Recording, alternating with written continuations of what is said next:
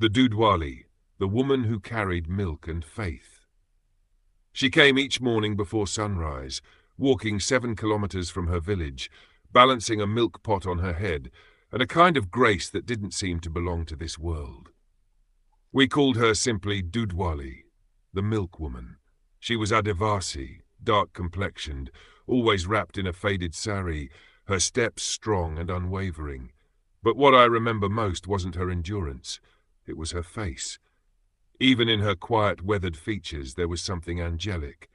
As a child, I thought she looked like someone sent from the sky, but barefoot. She'd call me with a sweet, almost musical voice as she entered the gate. Her arrival wasn't just a transaction. It was a moment.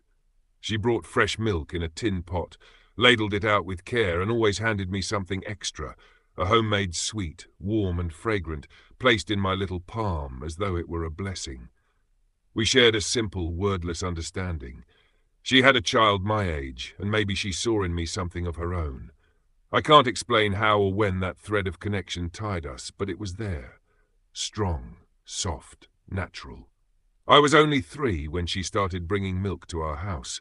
She became a part of our everyday rhythm. I was 4 when something unusual happened, something I now understand to be extraordinary.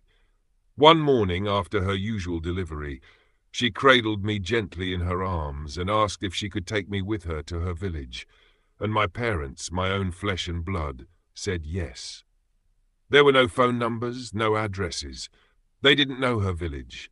They didn't know the route. All they knew was her face, her quiet presence, the sincerity in her eyes. That was enough. To this day, I marvel at that decision. What kind of trust was that? What did my mother feel as she watched the Dudhwali, saree rustling and feet firm on the ground, carry me away in her lap?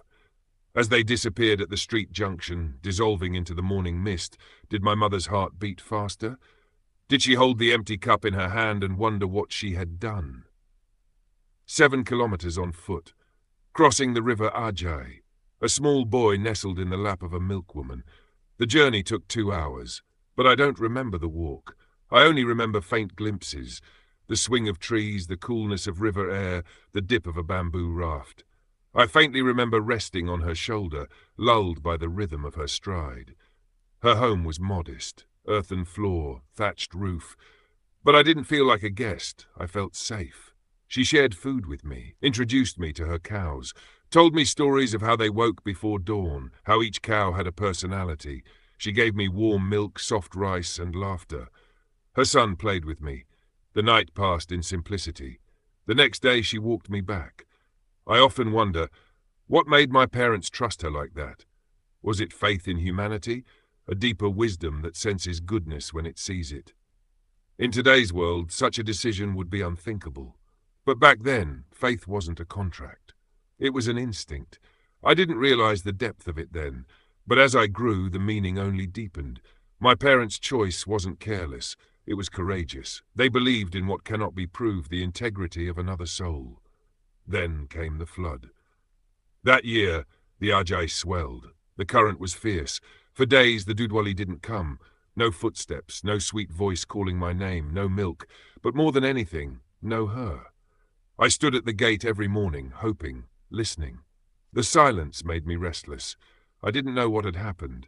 I only knew she was gone. When she finally returned, many days later, her saree was muddied, her face tired, but her eyes, they shone the same. She placed the milk pot down and cupped my cheek gently. She didn't say much. Neither did I. But in that touch was everything. I never forgot her. In my life, through academic corridors, intellectual pursuits, and the complex architecture of systems, I carried her with me. Her trust, her dignity, her silence. And that morning when she took me in her lap and disappeared beyond the curve of the road, she carried something else too, my family's trust in her goodness. To this day, I return to that moment not with disbelief, but with awe. Because sometimes the most powerful lessons come not from books or teachings, but from a barefoot woman with a milk pot on her head and love in her heart, who taught a boy what it means to be held by trust and to hold others with the same grace. And that, I now know, is one of the most sacred acts in life.